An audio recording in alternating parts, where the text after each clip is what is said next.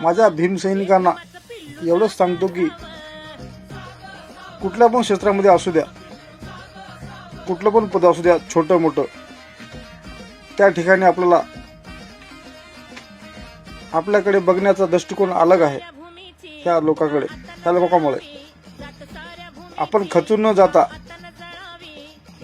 या लोकांना सामोरं जायचे, तोंडाला तोंड द्यायचे. आपण जर आज गप बसलो ना, तर उद्या आपल्याला हे लोक हेच बोलतील, हिणवतील, चिडवतील. म्हणून असं खचून जायचं नाही, त्यांना जबरीनं तोंड द्यायचं. आपली बाबासाहेबांची औलाद आहे, आपल्या अंगामध्ये बाबासाहेबांचं रक्त सळसळते, त्याच्यामुळे खचून जाऊ नका. आंबेडकरवादी आमच्या सर्व बहिणींना आणि भावांना माझं एवढंच सांगणं आहे, कुठं पण असू द्या, शाळेमध्ये किंवा कुठे नोकरीमध्ये, हे असं चाललेलं आहे. हे कमीत कमी 5 ते 10 वर्षापासून आपल्याला हे कुठं पण हे हिणवणं चाललेलंच आहे, कुठल्या पण क्षेत्रामध्ये. पण खचून न जाता त्यांना सामोरं जा, त्याला सडेतोड जबाब द्या शिका. तुम्ही आता नाही बोलला तर तुम्हाला हे वेळ माफ करणार नाही.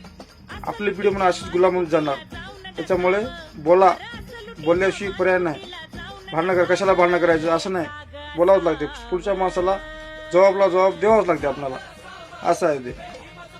म्हणून माझ्या भीमसैनिकांना विनंती आहे की तुम्ही खचून न जाता ह्या लोकांसमोर सडेसोड उत्तर द्या, तरच येणार काळ आपल्याला माफ करेल, नाही तर काही हे नाही.